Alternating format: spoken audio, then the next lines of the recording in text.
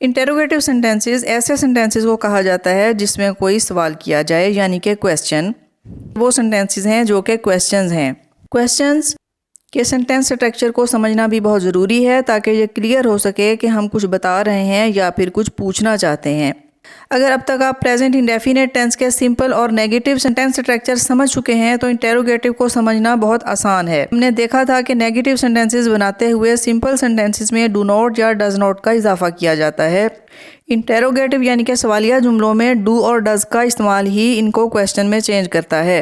ये डू और does sentences के बिल्कुल स्टार्ट में इस्तेमाल किया जाता है। देखिए, जैसा कि डू यू लाइक फुटबॉल, क्या वो फुटबॉल पसंद करता है। Does he live in a village, क्या वो एक गांव में रहता है। डज शी परफॉर्म वेल, क्या वो अच्छा परफॉर्म करती है। Do they know about me, क्या वो मेरे बारे में जानते हैं। आप देख सकते हैं कि यहाँ भी डू और डज का वही रूल है जो कि नेगेटिव सेंटेंसेस में था, यानी कि ही शी इट और तमाम सिंगुलर थर्ड पर्सन सिंगुलर के लिए डज का इस्तेमाल किया जाएगा, जबकि आई वी यू दे और दूसरे तमाम प्लूरल नाउन्स के लिए डू का इस्तेमाल करेंगे। यहाँ वर्ब अपनी फर्स्ट फॉर्म में ही इस्तेमाल किया जाएगा, इसमें कोई तब्दीली नहीं आएगी। अब यहाँ इंटेरोगेटिव सेंटेंसेस या क्वेश्चन से मुतल्लिक एक और बात को समझने की ज़रूरत है। वो ये कि क्वेश्चंस दो तरह से बनाए जाते हैं। एक तो ये कि डू या डज को इस्तेमाल करते हुए सेंटेंस को स्टार्ट किया जाए, और दूसरा ये कि क्वेश्चंस वर्ड्स का यूज़ किया जाए जिसमें why, what, where, which, when, whose, whom, how वगैरह शामिल हैं। इन क्वेश्चंस को WH फैमिली भी कहा जाता है। ये तमाम अल्फाज WH के लेटर से स्टार्ट होते हैं।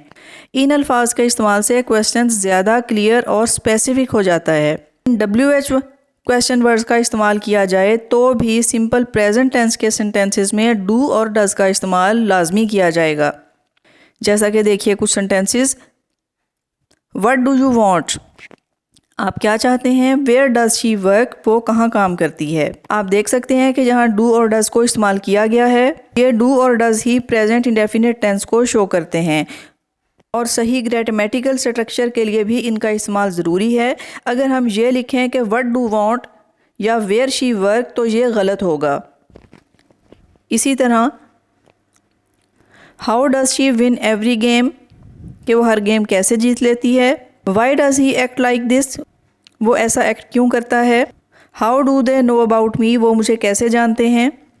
When do you go at the park, आप पार्क कब जाते हैं। How much money do you have now, अब आपके पास कितनी रकम है। तो आप देख सकते हैं कि इन WH वर्ड्स के साथ क्वेश्चन बहुत क्लियर और स्पेसिफिक होता है और इनके साथ भी डू और डज का इस्तेमाल किया जाता है, जबकि वर्ब की फर्स्ट फॉर्म इस्तेमाल की जाती है। सिंपल प्रेजेंट टेंस या प्रेजेंट इंडेफिनिट टेंस में डू और डज का इस्तेमाल नेगेटिव और इंटेरोगेटिव सेंटेंसेस में किया जाता है, जबकि वर्ब अपनी फर्स्ट फॉर्म में ही इस्तेमाल किया जाता है। अगर आप इस सेंटेंस स्ट्रक्चर को समझ लेते हैं और इस टेंस का इस्तेमाल करने में महारत हासिल कर लेते हैं